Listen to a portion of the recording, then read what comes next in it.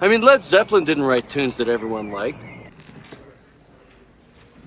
They left that to the Bee Gees.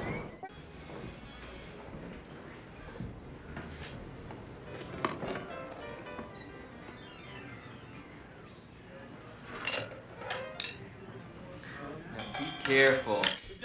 Four already, and now we're steady, and then they win. 1, 2, 3, 4.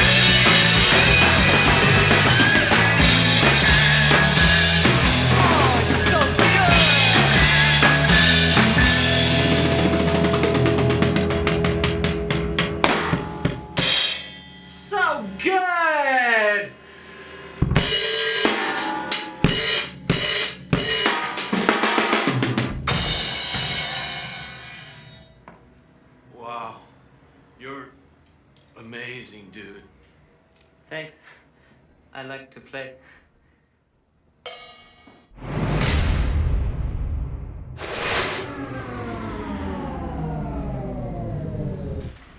Hang about. There's a moment in The Song Remains the Same. Well, a few moments. In particularly in the song The Ocean. Now, that moment where Jimmy Page gives his sorcerer gestures, pow, his cues to John Bonham whilst riffing it, man, if you want to know what rock and roll is all about, in the pocket, feeling, and just all-round fucking badass rock and roll manoeuvres, it's all there in that song. It's all there in that moment. That moment for me sums up rock and roll. That's it. Zeppelin rules! The guy's got some fucking moves, man. You know, we all know Jimmy's got his sloppy chops. I'm not talking about his eating techniques there or anything else. I'm talking about his guitar techniques. But yeah, he's got his sloppy chops, but he's got his moves.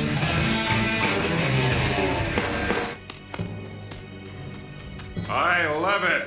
Okay, ladies and gentlemen. Led Zeppelin, The Ocean, Houses of the Holy, 1973. Also, a badass version of this on The Song Remains the Same, which was actually released in 1976. So it's quite a way afterwards. And the band hadn't played it live since the tour of Houses of the Holy, which is the album that came off. This particular song, there's a bunch of facts about it. The pep talk at the beginning, John Bonham, old Bonzo, a lot of people think that he's referring to drinks or drugs or whatever. We've done 4 already, but now we're steady. He's talking about the takes that they'd done before. They'd done 4 takes, but this is going to be the one. And sure enough it was, and they kept it. And then in the live version, they used that pep talk as his intro to the song, which is kind of cool. We've done 4 already, and now we're steady, and then they went. 1, 2, 3. And then it goes into typically Bonham-esque clever drum pan. So it's actually in 4/4 standard, but then it goes into 7/8. And I think it does, you know, 1 bar of 4/4, 1 bar of 7/8, which is a bit of an odd one, and it's an unusual time. It's called a septuple meter. You'd probably find a similarity on the song Money by Pink Floyd, 7/8 I believe, I think. Yeah. There's varying accounts of what this song's actually about. Apparently it's, according to Zepp, it's the ocean, which is the fans as seen from the stage. It's kind of cool, makes sense. Especially the size of venues and gigs that Zeppelin were playing at that time. It's kind of like, hey, this is a salute to our fans, and they dedicate it to their fans before they played it live. But there's also a lot of talk, especially in, I think it's in Hammer of the Gods, the original notorious Led Zeppelin book, which has never really been debunked. It's always just been sort of laughed at or shrugged or eyes rolled about by old Percy Plant and the gang. Yeah, they were naughty boys. Anyway, in that particular book, it refers to the song as being about hell. And that kind of, it's got a lot of rock folklore, conspiracy shit being talked about over the years, which, I bloody love it, man. It's really, really cool, because even though it's probably a load of old bollocks, it adds weight to the song, and it gives it that air of mystique and mystery, which, you know, the occult and the sort of drugdom that Zeppelin were involved in, which was never too dark and in your face, was like subtly there, and it's always good for a good story. Apparently there was a conspiracy about how he was signalling or giving the sort of the demonic doomsday gestures, "You will die," I'm afraid you've been misinformed. to his drummer, the legendary John Henry Bonham, who did die in 1980. Yeah, what a load of old ball bags. Sorcerer's gestures. Yeah. Shit. Jimmy Page at the time was heavily into his heroin addiction. He doesn't look too well, but he's functioning. Well, he's maintaining, isn't he? Let's be honest about it. Also, He was very into the occult, or he was getting a lot more further down that line of interests. Aleister Crowley's house in Loch Ness, you know, all of that kind of stuff. Yes, Satan?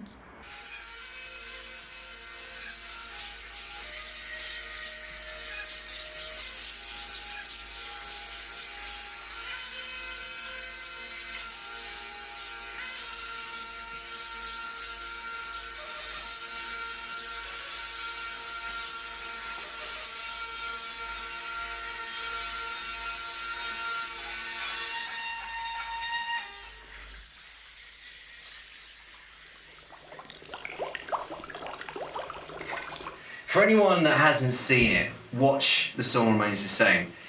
It's both hilarious for all the right reasons, and it's textbook as to how to be a fucking rock band.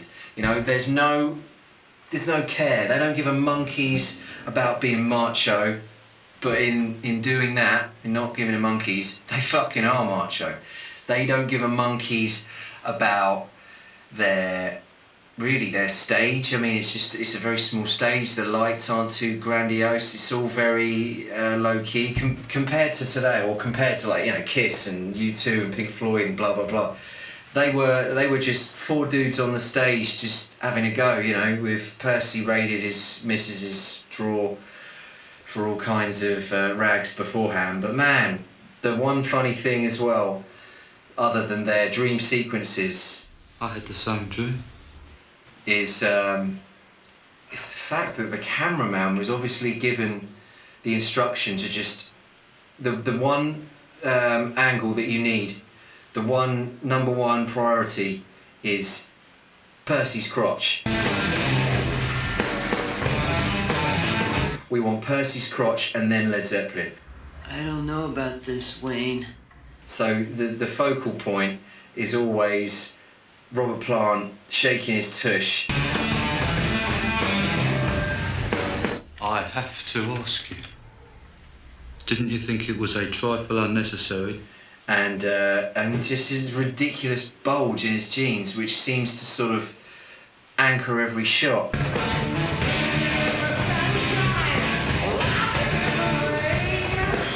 Shit, boy. When I was watching it, I was trying to, like, see John Bonham and then noticing Jimmy Page's moves. I didn't know that he was gouged out of his mind on fucking smack at the time, and John Bonham was, you know, sinking vats of vodka, and, you know, yeah, all of them play fucking incredibly. They're all so interlinked with each other, you know. All of them make mistakes, and that's what makes them good as well. They're very human, but they're also godlike in their stature, in the legends, in the mythology. I mean, Led Zeppelin nowadays, it's almost like a brand of behemoth supergroup rock and roll of the 70s, and, you know, it's late 60s really, and 70s. But yeah, this was them kicking some serious ass, man. So Jimmy Page sending his chops to Bonzo and karateing the fuck out of the air and lightning bolting it to Bonham. And also doing his little manoeuvres on stage, man. But shut up, Samwise. Stay frosty, y'all. I'm out of here because it's kind of hot in these rhinos. Oh, and another thing. What the hell is with John Paul Jones's hair? He kind of looks like someone in a Shake and Vac advert in the early 90s, you know what I mean? Nobody messes with the dude! It's bizarre. It's like he looked at a picture of Brian Jones from the Stones and thought, I'm going to have that, but I'm going to cross it with my auntie 40 years from now. 25 years from now. That doesn't make sense, does it? That's you with Led Zeppelin. Yeah. Yeah. I met Robert Plant once. It was at a gig. What gig was it? Lenny Kravitz gig at Brixton Academy. 2000. It was the Love Revolution tour. Was it? I can't remember. Anyway, I was at the back. I was coming out of the crowd. I was all sweaty, and I was going for Listen, Sonny Jim. going to take a piss, right? Just going to take a piss, and I thought, oh, better get some beers in, you know. And there's this really tall geezer, this silhouette, this hair. My God, he struck me out of everyone else that's crowded round. You know, there's this guy and he's standing there nursing a pint. And as I got closer to him, I was about to walk past him and I was like, holy fucking shit, Batman, that's Robert Plant. So I goes to the bar and I thought, well, if I've got beers in my hand, I can't shake his hand. So I went back. I thought, I've got to seize this moment. So I saddled up next to him. There was no one bothering him. He was quite discreet, just watching the band. And I tapped him on the shoulder. He's really tall. I mean, I'm about 6 foot. He's tall. He's a tall dude. And his hair was really impressive. This was just before he did the Alison Krauss album, Raising Sand. So I'm like shouting something to him. Lenny's kicking ass on stage and he sort of leans down and his hair goes in my face as he's trying to hear, and I just remember just being completely awestruck, like I was being touched by the hair of God, and I said, this is a dream come true! Shit. Well, the world's a twisted place. Who the fuck says that? I said that to Robert Plant. So he just looked at me and he patted me on the... He had his beer in that hand. He patted me on the back and just sort of noddingly laughed and then looked back to the band. And I'm stood there with Robert Plant. I kept looking at him, looking at Lenny Kravitz on the stage, thinking, Robert Plant, the singer from Led Zeppelin.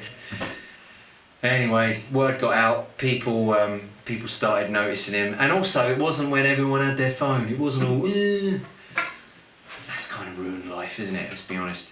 So yeah, I sort of let him have his gig in peace, left him to all the other hordes of thousands of people. But yeah, Robert Plant's hair in my face, it smelled good as well. Yeah.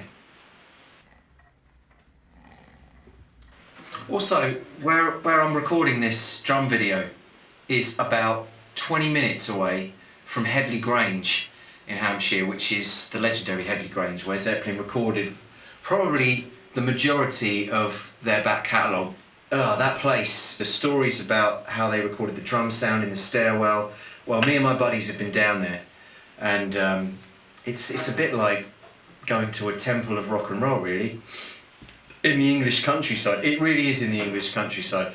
And we went to the pub that they all used to go to when they recorded there. Jimmy Page was the only one that actually stayed there. The others would get rides in from London, because it's about 45 minutes outside of London, 50 minutes outside of London. But yeah, not even 20 minutes down the road.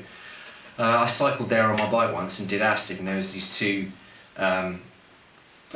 people, this couple, they must have been in their like early 60s, and they gave me acid. They offered me a tab of acid. I mean, I'm a recovering alcoholic drug addict, but back then I was off. You know, I don't think I was ever seeing straight. I don't do that anymore. It would have been 4, maybe 5 years ago. Yeah, so 2015-16. If you're out there. Oh man, imagine how weird that would be. I'm better now. Alrighty then. But Led Zeppelin, still. Yeah, there's some things that you don't want to detox from. Anyway, Headley Grange, cool place. That was Led Zeppelin. Get back to your bong, hippie. And you know what the other cool thing is? All 4 members of Led Zeppelin had songwriting credits on this song, which was really rare for Zeppelin. You know, Page and Plant normally being the case, or John Paul Jones. And that's another fact. So the doo-wops, it's the only time that John Bonham sang on a Led Zeppelin song. Him and John Paul Jones are doing the doo-wop, the doo-wop, the doo-wop at the end. Listen carefully, they're in there. Supposedly there's a phone ringing in there too, but I can't hear it, man. When did you turn into a nut bar? Anyway, that's irrelevant. The Ocean is a standalone track of class, and it's so fucking great, man. It's uplifting, and yet it's about hell. Another little tidbit for you. Why do they say tidbits? Is it tidbits or titbits? Titbits. Wrong video, folks. That's my old lady. It's got a lyric in it that Robert Plant dedicates to his little girl, Carmen, who was 3 at the time of this being written, apparently 73, 74.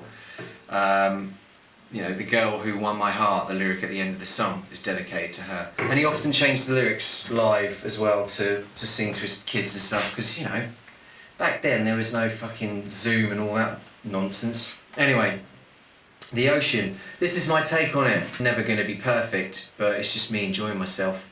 My little thing that keeps myself sober and sane. You can sort of see what I'm doing if you want to use it to teach yourself, but it's just a laugh really, and it keeps me out of trouble. You don't have to like or subscribe it. You know, any Zepp heads out there that dig this song, then I hope this does it justice. If not, too kin bad. Enjoy. Hey, a machine? Shit, yeah, partner.